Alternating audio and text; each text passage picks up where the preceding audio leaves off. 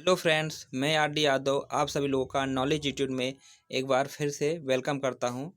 दोस्तों, आज हम वन वर्ड सब्स्टिट्यूशन के सीरीज़ के नेक्स्ट पार्ट का डिस्कशन करेंगे। So let's start.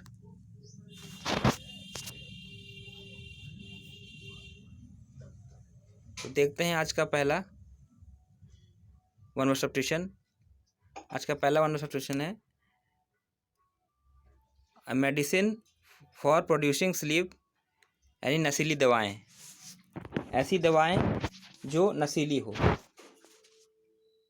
जिसको लेने से नींद आती हो, दैट इज़ कॉल्ड नारकोटिक या ओपिएट। तो ये होता है मेडिसिन फॉर प्रोड्यूसिंग स्लीप। तो चलिए देखते हैं इसे लर्न कैसे करेंगे ट्रिक से। तो नारकोटिक को आप लीड कर लीजिए नारकोट से। नारकोट, जैसे कि गांव की भाषा में बोलते हैं ना, नरकोट लेना। जैसे कोई किसी को नोच लेता नाखून से। जब छोटे बच्चे जब लड़ाई करते हैं आपस में, तो एक दूसरे को नाखून से क्या करते हैं, नोच लेते हैं। तो हम बोलते हैं गांव की भाषा में नरकोट लेना। तो नरकोट लिया। तो जब कोई पर्सन नशे में होता है तो क्या करता है, लड़ाई झगड़ा करता है और एक दूसरे को नरकोट लेते हैं। जब मान लीजिए दो लोग हैं, दो शराबी है, आपस में लड़ रहे हैं, तो वो दोनों एक दूसरे को नशीली दवाई खाकर जो है नशे में आ गए और एक दूसरे को नरकोट लिए। तो नशे की वजह से एक दूसरे को नरकोट लिए। नरकोट लेना, नाखून से नोच लेना। तो इस तरह से लेट कर कब लर्न कर सकते हैं। नेक्स्ट देखते हैं। नेक्स्ट है आपका the drink of the gods, यानी अमृत। ऐसा ड्रिंक जिसे गॉड लोग पीते हो, दैट इज नेक्टर। नेक्टर मतलब होता अमृत। तो नेक्टर कैसे लर्न करेंगे, इसको लेट करिए नेक्टर से। नेक मीन्स गर्दन। टर को रेट करिए तर से। तर यानी नेक को तर करना, गले को तर कर लेना। मतलब अमृत पीकर गला जो तर हो जाता है।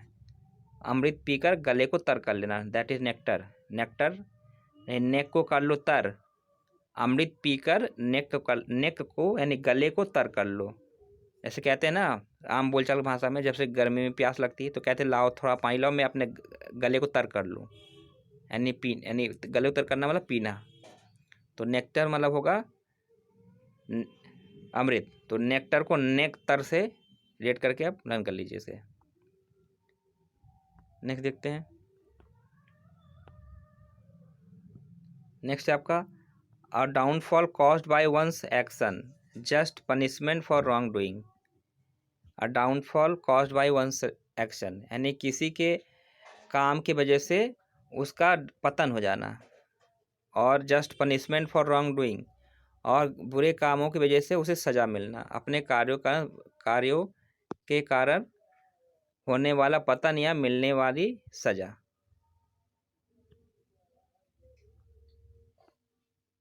That is nemesis. That is called nemesis. तो नेमसिस में होगा a downfall caused by one's action, just punishment for wrongdoing. अब इसे निमोनिक से कैसे लर्न करेंगे। तो इसे दो पार्ट में डिवाइड करते हैं। नेमसिस, नेम को आप रिलेट करिए नेम से, और सिस मतलब क्या है, सिस्टर। सिस्टर को शॉर्ट फॉर्म में सिस बोलते हैं। तो नेम सिस मतलब ऐसा समझिए कि दो भाई बहन हैं, आपस में लड़ रहे हैं, मतलब उन दोनों की बनती नहीं है। तो भाई ने क्या किया, कोई गलत काम किया। मान लीजिए उसने घर से पैसे चोरी किए, ठीक है। और पैसे चोरी करने के बाद उसने क्या किया, उसने अपने सिस्टर का नाम लगा दिया। नेम सिस, नेम ने नाम लगा दिया किसका, सिस्टर का। उसने अपने छोटी सिस्टर का नाम लगा दिया कि नहीं मैंने नहीं पापा, मैंने नहीं चुराया, मेरे सिस्टर ने चुराया है, ठीक है। तो downfall caused by one's action, just punishment for wrongdoing. तो इससे क्या होता है, तो क्या हुआ, जो गलती किसी और ने की थी लेकिन सज़ा उसे सिस्टर को मिल गई, नेमसिस। तो नेमसिस, तो सिस्टर को सज़ा मिल गई। या ऐसे समझिए कि उसने सिस्टर को फंसा दिया, तो बाद में ही बात पता चल गई, क्योंकि उनके घर में कैमरा लगा था, सीसीटीवी कैमरा लगा था। तो कैमरे में देखा ने, तो सब बात पता चल गया। तो पापा ने उसे डबल पनिशमेंट दिया कि एक तो तुमने चोरी किया, ऊपर से अपनी छोटी सिस्टर को तुमने फंसा दिया। तो नेम सिस, तो सिस्टर का नाम लेने की वजह से क्या हो गया, उसे पनिशमेंट मिल गई, क्योंकि उसने रॉन्ग डूइंग किया था, उसने गलत काम किया था। तो नेमसिस, तो सिस्टर को फंसाने की वजह से उसको मिल गई सज़ा। तो नेमसिस मतलब सज़ा मिलना, अपने कार्यों के कारण मिलने वाली सज़ा। इस तरह से रेट करके लर्न कर सकते हैं आप। थोड़ा सा फनी वे में था ये स्टोरी, लेकिन फिर भी आप इसे लर्न कर सकते हैं। ये लर्न करने के पर्पज़ से मैंने बनाया है, कोई इसे रियल मत समझिएगा। नेक्स्ट है आपका, ये भी लगभग सेम ही है। Just punishment for wrong doing, बुरे कार्यों के लिए होने वाला पतन, यानी नेमसिस। दोनों सेम ही है। नेक्स्ट देखते हैं। नेक्स्ट है आपका coining and use of new words, यानी नए शब्दों का निर्माण एवं इस्तेमाल। कॉइनिंग मतलब बनाना, निर्माण करना। तो नए शब्दों का निर्माण करना या नए शब्दों का इस्तेमाल करना, दैट इज न्यूलॉगिज्म। इसे कैसे लर्न करेंगे? तो न्यू का मतलब होता है न्यू, न्यू का मतलब न्यू होता है, ये ग्रीक वर्ड का ये रूट वर्ड है न्यू। लॉगिज्म का होता है लोगोस, लोगोस। तो लॉगिज्म का रूट वर्ड है लोगोस। तो न्यू का मतलब होता है नया, और लोगोस का मतलब होता है वर्ड्स, शब्द। इसका मतलब होता है शब्द, वर्ड्स। इसका मतलब होता है न्यू। तो न्यू अगर आपको कहीं मिल जाए, न्यू का मतलब न्यू होता है, और लोगोस का मतलब वर्ड्स। तो ये तो रूट वर्ड हो गया, न्यूज़ और लोगोस से आया है। न्यूज़, न्यूज़ होगा इसका रूट वर्ड। तो news plus logos, news plus logos से मिलकर बना आपका न्यू लोगोस, जिसका मतलब होता है new words, formation of new words. अब निमोनिक से भी लर्न कर लीजिए इसको। निमोनिक्स कैसे लर्न करेंगे? न्यू लॉग, तो इस ऐसे रिलेट करिए, न्यू, न्यू को रिलेट करिए न्यू से, लोगोस, लॉगिज्म का लोग, न्यू लोग, न्यू लॉगिज्म, न्यू लोग। तो जो नए लोग होते हैं वो क्या करते हैं, नए नए शब्दों का इस्तेमाल करते हैं। नए लोग मतलब जैसे कि आपके मोहल्ले में कोई बाहर दूसरे स्टेट से या दूसरे कंट्री से कोई लोग आ गए, तो वो जो शब्दों का इस्तेमाल करेंगे, जो वर्ड्स का इस्तेमाल करेंगे, वो नए वर्ड रहेंगे आपके लिए। मान लीजिए अमेरिका से कोई आ गया आपके बगल में रहने के लिए, पड़ोसी आपका बन के, तो वो आपके लिए नए लोग होंगे, और वो जो भाषा, जो वर्ड्स इस्तेमाल करेंगे, वो नई भाषा रहेगी। तो जब नए लोग हमारे आस पड़ोस में रहने के लिए आते हैं, तो वो नई भाषा का इस्तेमाल करते हैं। तो नए शब्दों का निर्माण एवं इस्तेमाल, इस तरह रेट करके लर्न कर सकते हैं। या मान लीजिए कि हमारे कंट्री में जो इन्वेडर आए हैं, ब्रिटिश लोग आए या मुग़ल लोग आए, तो जब हमारे यहाँ आकर बसे, तो उन्होंने नए शब्दों का निर्माण और नए शब्दों का इस्तेमाल करना शुरू कर दिया, जिससे हम लोग नए नए शब्द सीख गए। तो इस तरह से रेट करके भी लर्न कर सकते हैं। नेक्स्ट है न्यू टू एन एक्सपीरियंस, यानी अनुभवहीन, यानी किसी एक्सपीरियंस में नया होना, अनुभवहीन होना, दैट इज़ नियोफाइट। नियोफाइट मतलब अनुभवहीन। तो नियोफाइट, इसको लर्न करना बहुत आसान है निमोनिक से। न्यू को रेट करिए न्यू से, फाइट, फाइट को रिलेट करिए फाइट से, लड़ाई वाला फाइट, FIGHT वाला फाइट, फाइट, न्यू फाइट मतलब फाइट करने में न्यू।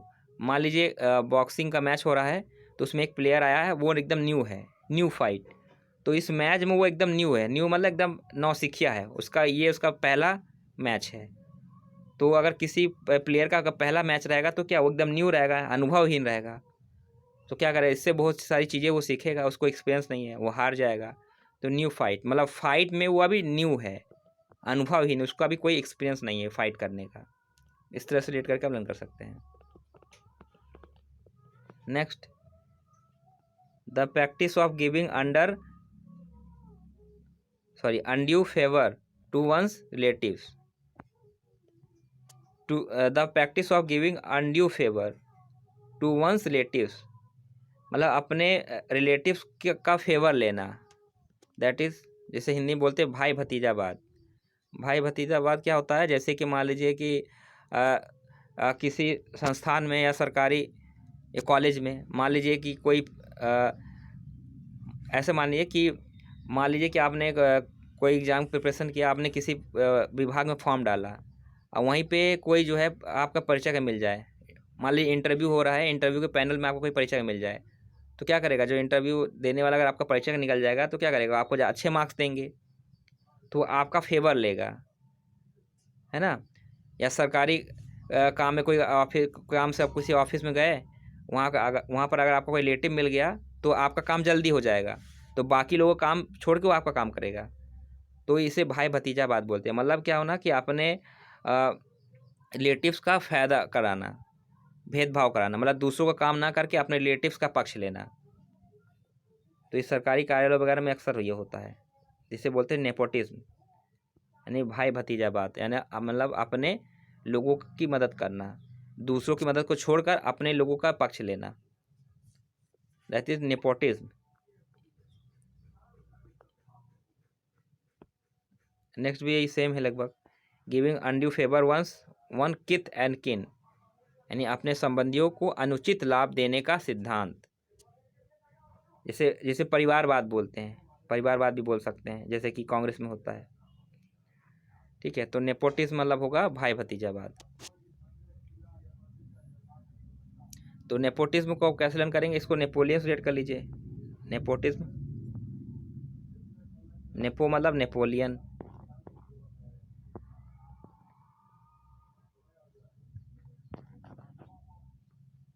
Nepotism Napoleon. और कहीं अगर इज्म लगा है, इसका मतलब होता है प्रोसेस या सिस्टम। जैसे इज्म लगा ना, नेपोटिज्म इज्म, इसका मतलब होता है सिस्टम। तो नेपोलियन का जो सिस्टम था कैसा था? नेपोटिज्म वाला था। वो सिर्फ अपने सगे संबंधियों का ही हित करता था, सिर्फ अपने रिलेटिव्स का ही फायदा देखता था।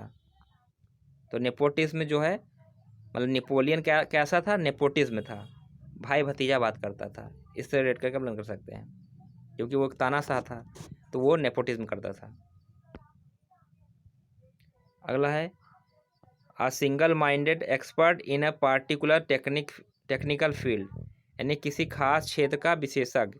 A single minded expert, single minded expert मतलब जो किसी एक ही चीज़ में एक्सपर्ट हो, सिर्फ उसका माइंड सिर्फ उसी फील्ड में ज़्यादा चलता हो। इन अ पार्टिकुलर टेक्निकल फील्ड, किसी टेक्निकल फील्ड में विशेषज्ञ। जैसे मान लीजिए प्लम्बर है या इलेक्ट्रिशियन है, तो प्लम्बर वगैरह जो है वो क्या है, उसी नल वगैरह फिट करता है, उसी फील्ड में वो महारत है, उसको हासिल है। अगर प्लम्बर से कहेंगे कि आप इलेक्ट्रिकल का काम कर, इलेक्ट्रिसिटी का काम करिए, तो नहीं कर पाएगा। या इलेक्ट्रिकल, कोई इलेक्ट्रिकल है, इलेक्ट्रिकल मैन है ना, अगर उससे कह देंगे कि भाई आप नल ठीक कर दीजिए, तो अगर किसी इलेक्ट्रिशियन बोलेंगे अगर कि आप नल ठीक करिए, तो नहीं कर सकता है, क्योंकि उसको इलेक्ट्रिसिटी का नॉलेज है। तो किसी पार्टिकुलर फील्ड में किसी को महारत हासिल होना, किसी खास क्षेत्र का विशेषज्ञ, that is nerd, that is called nerd. तो नर्ड को कैसे रिलेट करेंगे आप निमोनिक से? तो नर्ड को रिलेट करिए आप मर्द से, मर्द नर्ड, लगभग सिमिलर साउंड दे रहा है, नर्ड मर्द। तो जो मर्द होते हैं वो नर्ड होते हैं, है ना, मतलब जो मैन होता है उसको किसी ना किसी क्षेत्र में महारत हासिल होती है, किसी खास क्षेत्र का विशेषज्ञ होता है जो मर्द होते हैं। क्योंकि भाई उसको जॉब करना था, अपना परिवार पालना रहता है मर्द को, तो उसे कोई ना कोई काम आना चाहिए, तो वो किसी खास क्षेत्र का विशेषज्ञ होता है, जिससे वो अपना जीविका चला सके, पैसे कमा कर अपने परिवार का पालन पोषण कर सके। तो मर्द लोग को नर्ड होना ज़रूरी है, आवश्यक है। हर एक मर्द को नर्ड होना चाहिए, किसी खास क्षेत्र का विशेषज्ञ होना चाहिए, तभी तो वो पैसे कमाएगा। इस तरह से रिलेट करके हम कर सकते हैं। Next, a person suffering from nervous breakdown, यानी मानसिक अवसाद से पीड़ित व्यक्ति, मतलब ऐसा पर्सन जिसे नर्वस सिस्टम में कुछ प्रॉब्लम हो, चाहे वो मेंटली प्रॉब्लम हो या उसके न्यूरॉन्स में प्रॉब्लम हो, that is neurotic. Neurotic means होगा मानसिक अवसाद से पीड़ित व्यक्ति। तो न्यूरोटिक जो है ये आपका न्यूरॉन से आया है। न्यूरॉन, न्यूरॉन आपने पढ़ा ही होगा साइंस में। न्यूरॉन क्या होता है? तंत्रिका तंत्र, जो नर्वस सिस्टम में जो नर्व्स होती हैं, जो हमारा नर्व्स होती है न्यूरॉन्स, तो न्यूरॉन से मिलकर नर्वस सिस्टम बना है। तो न्यूरॉन से मिलकर बना आपका न्यूरोटिक। तो न्यूरॉन जो वर्ड होता है, न्यूरॉन मतलब होता है तंत्रिका तंत्र संबंधी। तो न्यूरोटिक वर्ड आप कहीं मिल जाए, न्यूरोटिक या न्यूरॉन से रिलेटेड कोई वर्ड, तो ये जो है आपका नर्वस सिस्टम रिलेटेड वर्ड होता है। इसे तो आप लर्न कर लेंगे।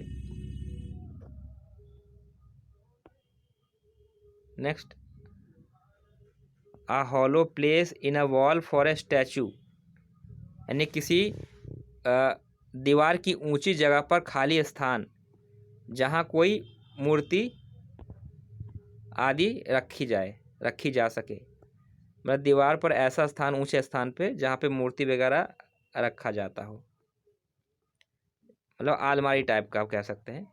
मतलब ऐसे आलमारी, जैसे कि पूजा, जहाँ हम लोग पूजा करते हैं घरों में, तो क्या होता है दीवारों पे क्या होता है, एक आलमारी टाइप का। अब तो लकड़ी का आती है, तो पहले ज़माने घरों में क्या होता था, उसमें एक स्पेस छोड़ा जाता था मूर्ति करने के लिए, मूर्ति मतलब पूजा करने के लिए। जैसे कि आलमारी होती दीवार में, एक तो लकड़ी का अलमारी होती है, और एक दीवार में ही होता है, थोड़ा दीवार में थोड़ा गड्ढा करके स्पेस छोड़ देते हैं। तो उसी के बारे में ये बात कर रहा है। तो a hollow place in a wall for a statue, यानी दीवार पे एक खाली जगह छोड़ना, एक गड्ढा टाइप का, मतलब आलमारी टाइप का, स्क्वायर शेप में या रेक्टेंगल शेप में, जिसमें कि मूर्ति वगैरह रखी जा सके। दैट इज नीज। तो नीज को आप नीचे से लेट कर सकते हैं, नीचे। अगर इसको ऐसे पढ़ेंगे NICH, नीचे, प्रोनाउंसिएशन तो नीज होगा, लेकिन उसे नीचे भी बोल सकते हैं, नीज। तो नीज को रेट करिए नीचे से,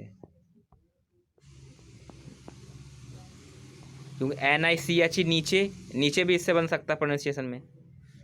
सो नीज पढ़ेंगे, लेकिन नीचे भी बोल सकते हैं ना, नीचे। तो दीवार के नीचे क्या है, एक हॉलो प्लेस,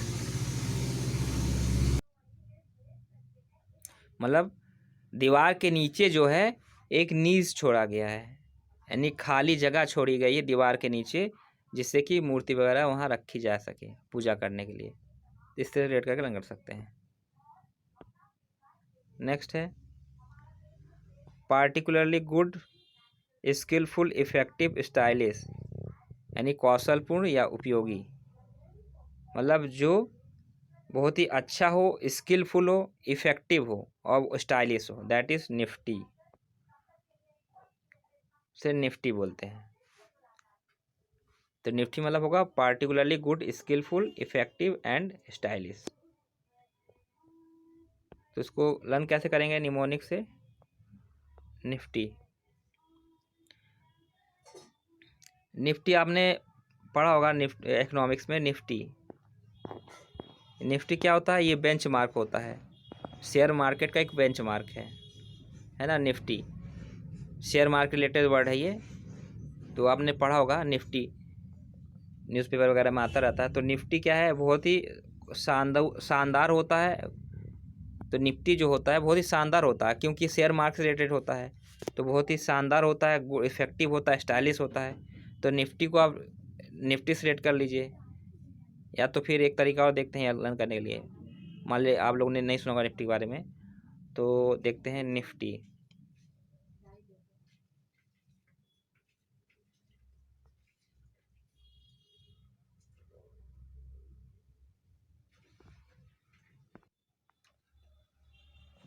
हाँ, निफ्टी को आप रेट करिए 50 से,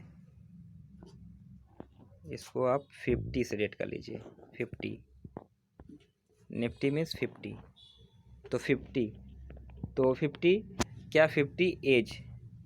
तो जब कोई पर्सन 50 एज का हो जाता है तो क्या होता है, उसके पास सब कुछ हो जाता है।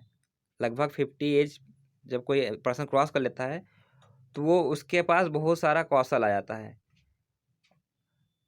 गुड हो जाता है, स्किलफुल, इफेक्टिव एंड स्टाइलिश। मतलब जब कोई पर्सन या मैन जो 50 का एज क्रॉस कर लेता है, तो उसके पास लगभग सब कुछ होता है, वो मतलब उसके पास पैसे, घर, सब कुछ होता है। तो 50 की एज में वो निफ्टी हो जाता है, 50 की एज में वो निफ्टी हो जाता है, क्योंकि जब पर्सन यंग रहता है तो स्ट्रगलिंग एज में रहता है, लेकिन जैसे जैसे एज बढ़ती है तो उसका एक्सपीरियंस बढ़ता है, उसके पास पैसे ज़्यादा आते हैं, है ना, वो लाइफ में आगे बढ़ता जाता है। तो निफ्टी को रेट करिए 50 से। तो 50 की एज में पर्सन हो जाता है निफ्टी। निफ्टी मतलब particularly good, skilful, effective and stylish. तो इस तरह से रेट करके लर्न कर सकते हैं। नेक्स्ट है quick and light in movement और एक्शन, या जिसे बोलते हैं एजाइल, फुर्तीला। मतलब बहुत ही फुर्तीला हो और हल्का हो मूवमेंट करने में, चलने में या मूवमेंट में बहुत ही, या एक्शन करने में बहुत ही हल्का, बहुत ही क्विक हो, फुर्तीला हो, या बहुत ही हल्का हो, इसे हम एजाइल भी बोलते हैं। कुल मिला के बोले तो फुर्तीला, that is nimble. Nimble means होता है फुर्तीला, quick and light in movement और एक्ट ऑन, या एजाइल। तो निम्बल को कैसे लर्न करेंगे निमोनिक से? निम्बल, निम्बल को रेट करिए नीम बल से। नीम, नीम बल, जो मेडिसिनल प्लांट नीम होता है उसकी बात कर रहे हैं। नीम बल, नीम बल। तो नीम, नीम के बल, न नीम की लकड़ी के बल। तो मान लीजिए कोई बुढ़ा पर्सन है, ओल्ड मैन है, वो ठीक से चल नहीं पा रहा, तो उसने एक वॉकिंग स्टिक बनाई नीम की।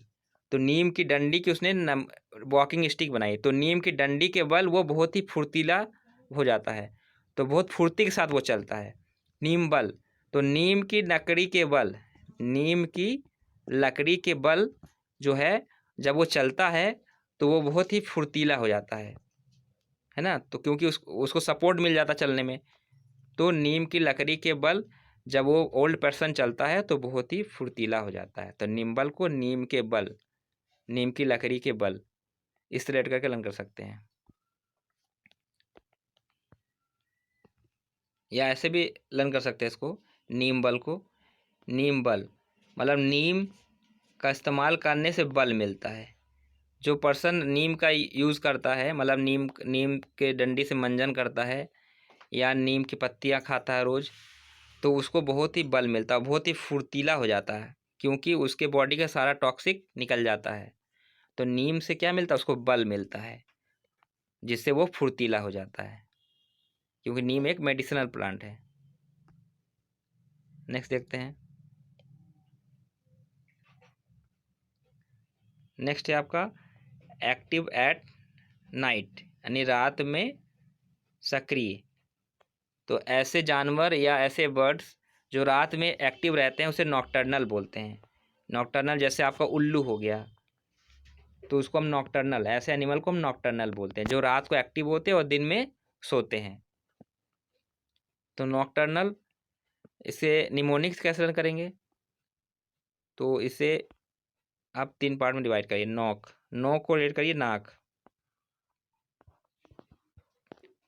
टर को रेट करिए तोड़,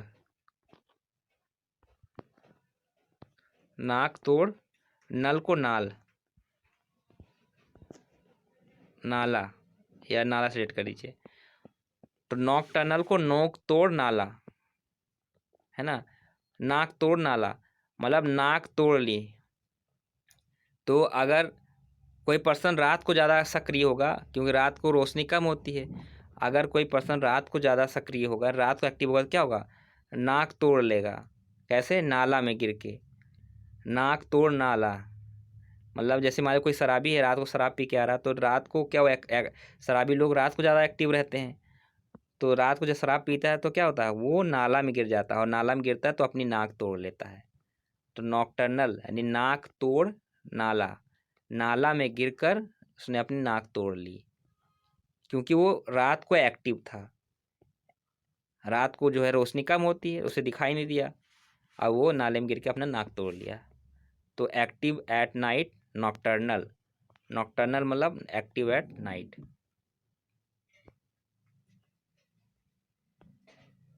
नेक्स्ट है member of a tribe that wanders from place to place, यानी खाना बदोश। ट्राइब, ट्राइब मतलब जनजाति, मतलब जनजाति के जो मेंबर होते हैं वो क्या करते हैं, वो अपने अपना उनका जो हैबिटेट होता है उसको चेंज करते रहते हैं, एक जगह नहीं रहते हैं, टेंट लगा के रहते हैं। जैसे कोई रिसोर्स आप उनको कहीं देखा जंगल में कि हाँ यहाँ अच्छा खासा यहाँ पानी का पानी अवेलेबल है, मान लीजिए वहाँ नदी है, वहाँ उसको जंगल से फल मिल गया खाने के लिए, अपने जानवर चराने के लिए उसको जो घास मिल गया तो वहाँ पे टेंट डालकर रहने लगते हैं, मतलब रिसोर्स देकर वो वहाँ पे रहने लगते हैं। फिर जब वहाँ का सारे रिसोर्स खत्म हो जाता है तब वो अपना प्लेस चेंज कर कहीं और चले जाते हैं। तो इसे खाना बदोश बोलते हैं, मतलब जिनका एक जगह फिक्स घर ना हो, अपना प्लेस चेंज करते रहते हो, दैट इज़ नोमैड। खाना बदोश जिसे बंजारा भी बोलते हैं, तो इंग्लिश में से बोलते हैं नोमैड। नोमैड को रेट कैसे करेंगे निमोनिक से? इसको रेट करिए नोमैड से, नोमैड नहीं बनाना। क्या नोमैड? घर, नोमैड। तो नोमैड जो होते हैं, नोमैड वो घर नहीं बनाते हैं, मैड मतलब बनाना। ये क्या लिख दिया मैंने स्पेलिंग, सॉरी स्पेलिंग मैंने रॉन्ग लिख दिया, एक मिनट। नो मेड, ये वाली मेड लिखिए, नो मेड मतलब नहीं बनाना। नोमेड लोग जो है घर नहीं बनाते हैं, नोमेड वो खाना बदोश होते हैं, एक जगह नहीं रहते हैं। इस तरह से लर्न कर सकते हैं आप। Next, a system of naming things, यानी चीज़ों के नामकरण करने की प्रक्रिया, दैट इज नॉमनक्लेचर। तो नॉमनक्लेचर आप लोगों ने पढ़ा होगा बायोलॉजी में। नॉमनक्लेचर क्या होता है? जो स्पीसीज होते हैं तो उसके जितने भी क्लासेस है उसको क्लासिफिकेशन करते हैं। जैसे कि मान लिया आर्थ्रोपोडा में आपका क्या आता है, आर्थ्रोपोडा में कैसे आपका वो मकड़ी का आर्थ्रोपोडा में आता है, कॉकरोच आर्थ्रोपोडा में आता है, एनलिडा में आपका केचुआ आता है। तो जितने भी क्या नाम स्पीसीज है सबका एक अलग अलग क्लासिफिकेशन किया गया है। तो मतलब जितने भी एनिमल्स है या प्लांट्स है उनको जो है अलग अलग कैटेगरी में डिवाइड करना है। इस सिस्टम को हम बोलते हैं नॉमनक्लेचर। तो ये आप लोगों ने पढ़ाई होगा, नॉमनक्लेचर ये कॉमन वर्ड है। तो नॉमनक्लेचर मीन्स होता है चीज़ों के नामकरण करने की प्रक्रिया।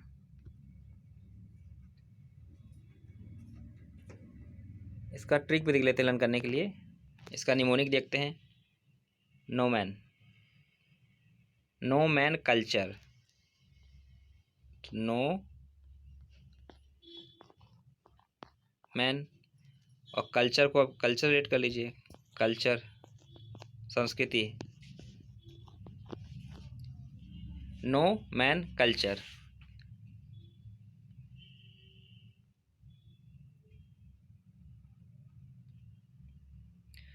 तो मतलब ऐसा कल्चर है जहाँ पे नो मैन, जहाँ पे कोई मैन ना हो, चीज़ों के नामकरण की प्रक्रिया।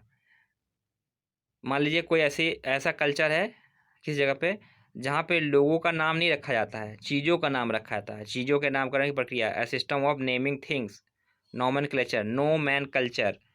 मतलब जहाँ पे कोई मैन नहीं होते हैं वहाँ पे मैन का नाम नहीं रखा जाता है, नो मैन कल्चर।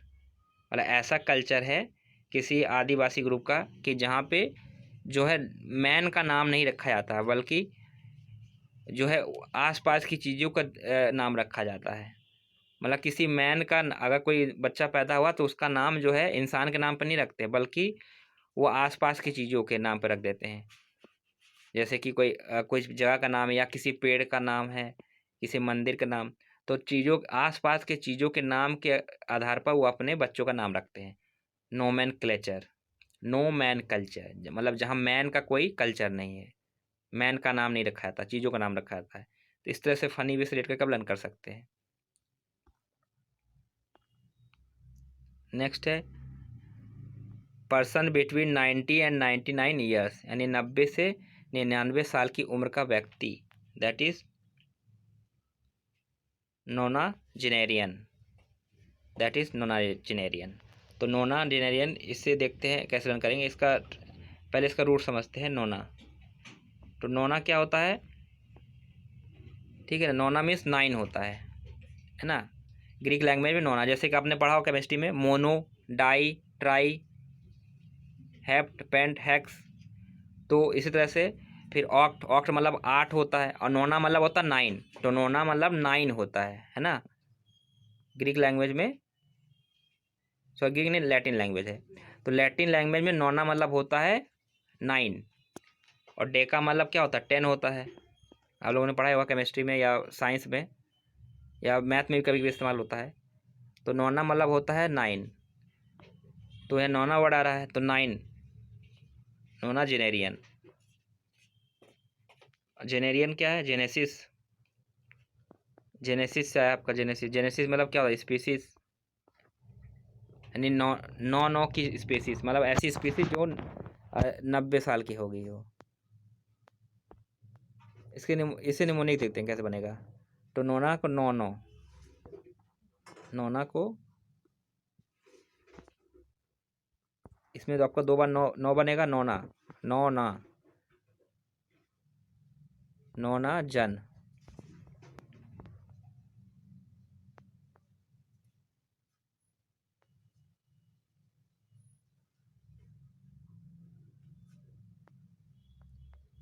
तो नोनाजेनेरियन में आपको नौना वर्ड मिलेगा, नौ।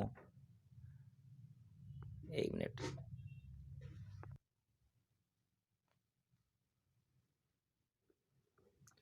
तो फिर से देख लेते हैं, शायद वीडियो बीच में पॉज हो गया था, मुझे पता नहीं चला। मैं आपको फिर से बताता हूँ ये वाला। Next, a person who does not follow prevailing ideas और प्रैक्टिसेस, यानी जो पारंपरिक विचारों को या क्रियाकलापों को नहीं मानता हो। ऐसा पर्सन जो पारंपरिक विचारों या क्रियाकलापों को नहीं मानता हो, तो ऐसे पर्सन को हम क्या बोलते हैं? ऐसे पर्सन को हम बोलते हैं नॉन कन्फर्मिस्ट। नॉन कन्फर्मिस्ट मतलब a person who does not follow prevailing ideas और प्रैक्टिसेस। प्रिवेलिंग मतलब पहले से मौजूद, जो पहले से मौजूद विचारधाराएं या जो परंपराएं हैं समाज में, उसको वो ना मानता हो। That person is called non conformist. तो नॉन कन्फर्मिस्ट को आप कैसे लर्न करेंगे? इसे निमोनिक से 2 पार्ट में डिवाइड करते हैं, नॉन, नन।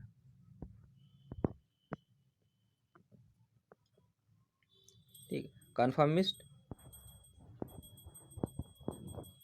कन्फर्मिस्ट,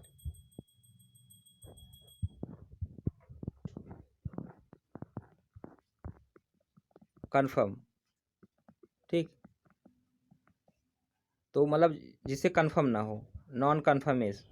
नॉन मतलब नहीं, मतलब निगेटिव सेंस दे रहा है। कन्फर्म मीन्स कन्फर्म ना होना। नहीं, ऐसा पर्सन जिसे कन्फर्म ना हो, जिसे कोई चीज़ कन्फर्म ना हो, तो क्या बोले? नॉन कन्फर्मिस्ट बोलेंगे। मतलब ऐसा पर्सन जिसे अपनी परंपराओं पर या उनके जो पुरानी विचारधाराएं हैं उस समाज का, उस पर वो कन्फर्म ना हो। मतलब जिससे अपने ट्रेडिशन पर कन्फर्म ना हो, नॉन कन्फर्मिस्ट। उसे अपने अपने कल्चर या ट्रेडिशन पर कन्फर्मेशन ना हो, है ना। तो that person will be called non conformist. तो उसे अपने पुरानी विचारधाराओं या क्रियाकलाप, उनके समाज में जो विचारधाराएं हैं या क्रियाकलाप हैं, उस पर उसको कन्फर्मेशन नहीं है, इसलिए उसे नॉन कन्फर्मिस्ट बोलेंगे। नेक्स्ट है एन अनइम्पॉर्टेंट पर्सन, यानी महत्वहीन व्यक्ति। That is nonentity. An unimportant person, that is called nonentity. इसे निमोनिक्स कैसे रन करेंगे देखते हैं। तो इसे 2 पार्ट में डिवाइड करते हैं।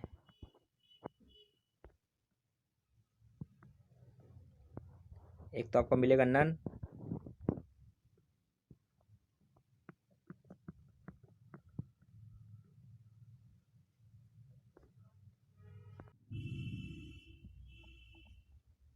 None and T. तो नॉन टी को आप रेट करिए नन टी। नन मतलब नहीं, टी मतलब चाय। मतलब ऐसा पर्सन जो अनइम्पॉर्टेंट पर्सन होता है, तो उसे कहीं भी उसे लोग चाय नहीं देते हैं। महत्वहीन व्यक्ति, अगर कोई पर्सन जिसका कोई इम्पोर्टेंस नहीं है, अगर वो किसी घर जाएगा, तो उसे लोग क्या करेंगे? उसे जो है उसका स्वागत नहीं करेंगे, उसे चाय चाय के लिए नहीं पूछेंगे, नन टी, चाय पानी के लिए नहीं पूछेंगे, क्योंकि वो महत्वहीन व्यक्ति है। लेकिन अगर कोई पर्सन है बहुत ही उसका बहुत नाम है, बहुत ही इंपॉर्टेंट पर्सन है, तो अगर वो किसी घर जाएगा तो लोग उसे चाय पानी के लिए पूछेंगे। तो तो नन एंटिटी मतलब नन टी, मतलब नन एंटिटी पर्सन जो होता है उसे लोग चाय के लिए नहीं पूछते हैं क्योंकि वो महत्वहीन है। Next, that which can not be compared, यानी अतुलनीय, मतलब जिसकी तुलना ना की जा सके, जिसे कंपेयर नहीं कर सकते, that is nonpareil, that is nonpareil. Non और पैरेली को रिलेट करिए पैरेलल से, नॉन पैरेलल। पैरेलल आप लोगों ने पढ़ा होगा मैथ्स में, जैसे पैरेलल लाइंस होती है, मतलब जिनके बीच के डिस्टेंस बराबर हो, मतलब जो उसके बराबर चलती हो। नॉन पैरेलल तो अगर कोई किसी के बड़ा समान हो, जैसे कि तुलनीय, जो पैरेलल होता है वो उसके समान होता है तो उसको तुलना करते हैं। अगर कोई नॉन पैरेलल होगा तो उसका उससे तुलना नहीं कर सकते हैं, नॉन पैरेलल। तो पैरेलल मतलब होता है उसके समान या तुलनीय, और नॉन पैरेलल मतलब क्या होगा, अतुलनीय, मतलब जिसका तुलना नहीं कर सकते, जो उसके पैरेलल में नहीं जा सकते हो। पैरेलल मतलब उसके बराबर पे चलना, और कोई नॉन पैरेलल होगा तो उसके बराबर पे नहीं चल सकता है। जैसे मान लो ये लाइन एक गई है और एक ये नॉन पैरेलल है क्योंकि ये इसके बराबर में नहीं चल रही है। तो नॉन पैरेली तो मतलब नॉन पैरेलल, तो नॉन पैरेली को नॉन पैरेलल से रिलेट कर सकते हैं। नॉन पैरेलल होना मतलब जो अतुलनीय हो, जिसकी तुलना नहीं की जा सकती है, जो किसी के पैरेलल में ना चल सके, तो that which can not be compared, that is called nonpareil. Next देखते हैं। नेक्स्ट है आपका होम सिकनेस और sentimental longing for the past, यानी घर की याद आना या हमेशा बीते समय को सोचने की स्थिति। घर की याद आना या हमेशा बीते समय को सोचने की स्थिति, मतलब ऐसा कंडीशन जब आपको घर की याद आए या पुरानी बातें आपको याद आए। जैसे कि कोई पर्सन अगर एनआरआई है, अगर विदेश में रहता है तो उसे अपने घर की याद आएगी हमेशा। विदेश में रहता है या अपने घर को छोड़कर किसी दूसरे शहर में रहता हो, जॉब करने के पर्पज़ से गया हो, तो वो होम सिकनेस होगा, मतलब जिसे घर की याद आती हो, या जिसे अपने बचपन की या पुरानी यादें जो है उसको सताती हो, तो दैट पर्सन, सॉरी पर्सन नहीं, तो इस कंडीशन को क्या बोलेंगे, इस सिचुएशन को बोलते हैं nostalgia, that situation is called nostalgia. तो इसे कैसे लर्न करेंगे, इसे 3 पार्ट में डिवाइड करते हैं। नोज, नोज को आप रिलेट करिए नोज से, टैल को रिलेट करिए टॉल से, जिया को जिया, मान लीजिए कोई गर्ल है उसका नाम है जिया, ठीक है, नोज टॉल जिया। तो जिया का जो है नोज टॉल हो गया, लंबा हो गया, क्यों हो गया, क्योंकि उसे अपने घर की याद सता रही है, तो घर की याद में जो है वो रो रही है। तो घर की याद में रो रो कर जिया का जो नोज है वो टॉल हो गया, लंबा हो गया। नाक पूछ पूछ कर जो है, जब आदमी रोता है तो अपना क्या कर, नाक पूछता है, नाक सुरुकता है, तो जिया का नोज जो है टॉल हो गया। तो जिया का नोज जो घर की याद में रो रो कर जिया का नोज टॉल हो गया, या अपनी बचपन की यादों को याद करके रो रो कर उसका नाक जो है टॉल हो गया, लंबा हो गया। तो नॉस्टैल्जिया को नॉस्टैल्जिया से रिलेट करके आप लर्न कर सकते हैं। नेक्स्ट देखते हैं। नेक्स्ट है आपका one who is known widely but unusually unfavourable, unfavourably कुख्यात, मतलब हु इज़ नोन वाइडली जिसे बहुत लोग जानते हो, बट यूजुअली अनफेवरेबली मतलब अनफेवर हो, लोग जानते हो लेकिन फेवर के रूप में नहीं, अनफेवरेबली मतलब जिसे लोग पसंद ना करते हो, मतलब बुरे कामों के लिए जाना जाता हो, कुख्यात। जैसे मान लीजिए कोई टेररिस्ट है या कोई गुंडा मवाली है, कोई क्रिमिनल है, तो क्रिमिनल वगैरह क्या वो कुख्यात होते हैं, लोग उसे जानते हैं लेकिन उस फेवरेबली नहीं जानते, अनफेवरेबली जानते हैं, वो किसी की फेवरेबली नहीं है, that is called notorious, that is called notorious. तो नोटोरियस कैसे लर्न करेंगे? नोटोरियस। टोरियस क्या है? ये आपका भोजपुरी लैंग्वेज है। नोटोरियस मतलब मत तोड़ना। नोटोरियस मतलब मत तोड़ना, तोड़ना मत। नोटोरियस कुख्यात, तो कुख्यात व्यक्ति से लोग कहते हैं नोटोरियस, मत तोड़ना, मेरा घर मत तोड़ना। मान लीजिए कोई पर्सन है, वो लोगों का घर तोड़ देता है, बहुत कुख्यात है, लोग घर में लूटपाट कर देता है, उसके घरों में आग लगा देता है, तो लोग कहेंगे भैया नोटोरियस, मेरा घर मत तोड़ो, मेरे घर में आग मत लगाओ। Notorious, notorious. तो नोटोरियस पर्सन से सभी लोग डरते हैं, उनसे कहते हैं नोटोरियस, भैया मेरा घर नोटोरियस, नहीं तोड़ना, मेरा घर मत तोड़ना। तो इस तरह से रेड करके कर सकते हैं आप।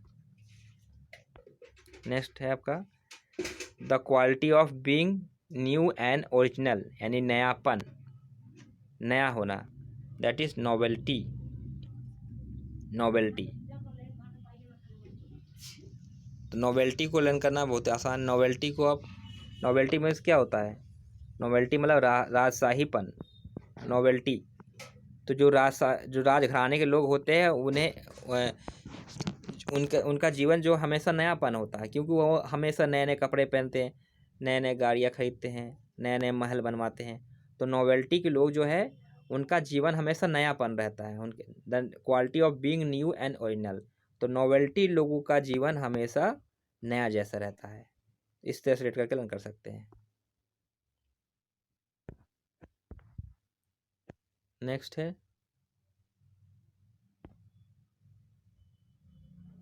One who is new to a profession, यानी जो किसी काम में नया हो, इसलिए वो अनुभवहीन या नौसिखिया, इसे हम नौसिखिया बोलते हैं।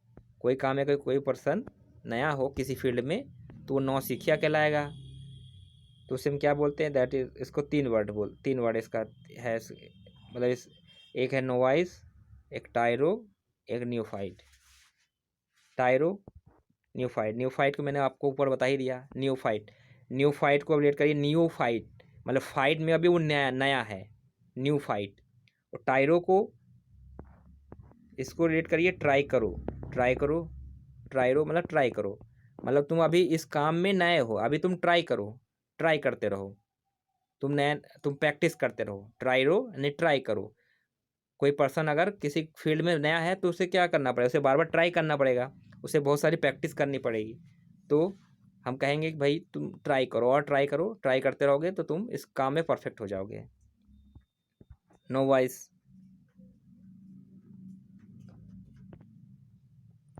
नो वाइस, वाइस मतलब बुद्धिमान, नो वाइस मतलब कोई बुद्धिमान ना होना। तो जब कोई पर्सन नया होता है, तो वो वाइज नहीं होता है, मतलब इतना बुद्धिमान नहीं होता उस काम में। नो वाइज मतलब उस काम में वो चालाक नहीं है, क्योंकि वो नया है, धीरे धीरे सीखेगा। तो तीन वर्ड इसका है, मैंने बता दिया आपको, तीन वर्ड बता दिया, नो वाइज, ट्राइरो और न्यूफाइड। इसका मतलब होता है नौसिखिया। नेक्स्ट है subtle difference in colour, meaning etcetera, यानी अर्थ, रंग आदि में बहुत सूक्ष्म अंतर। सबटल मतलब बहुत कम अंतर, मतलब कलर में या मीनिंग में बहुत ही माइनर डिफरेंस होना, दैट इज नोनेंस। बहुत ही माइनर डिफरेंस होना किसी चीज़ में, कलर में या उसके मीनिंग में, दैट इज नोनेंस।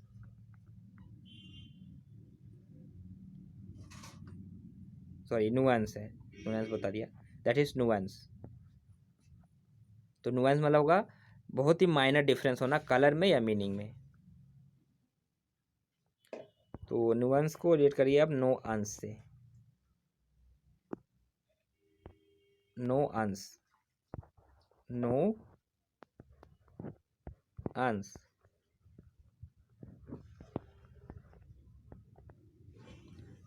अंश मतलब हिस्सा, किसी चीज़ का हिस्सा होना, उसका उसका वो भाग होना।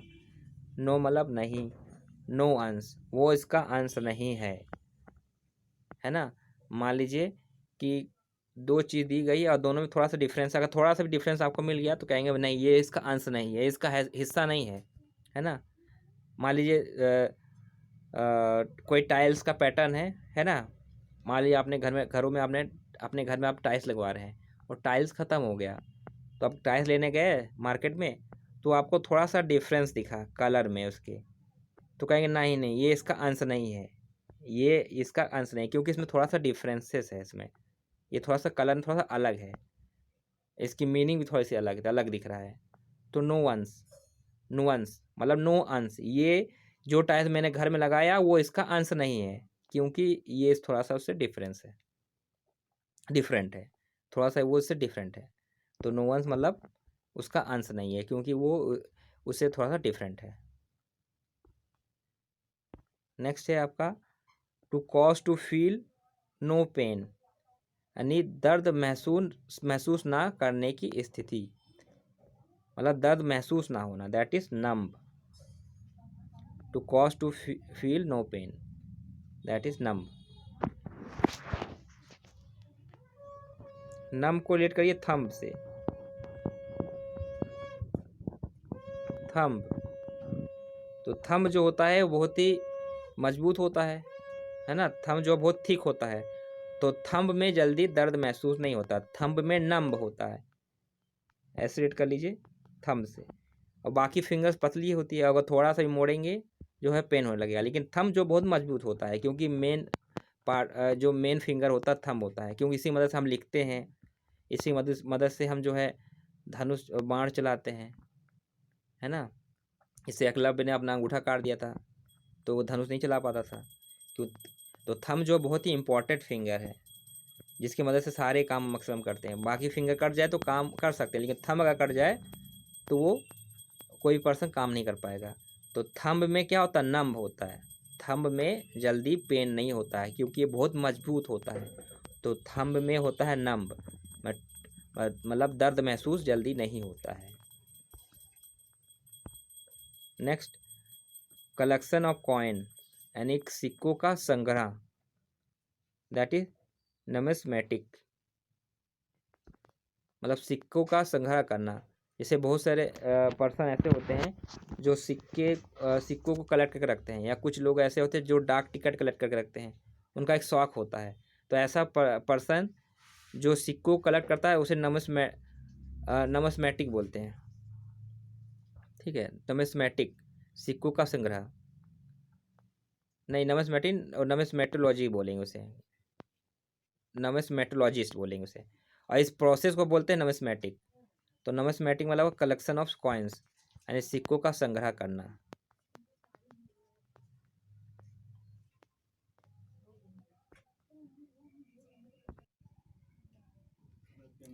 इसका निमोनिक कैसे बनाएंगे, तो इसे 3 पार्ट डिवाइड करते हैं। New miss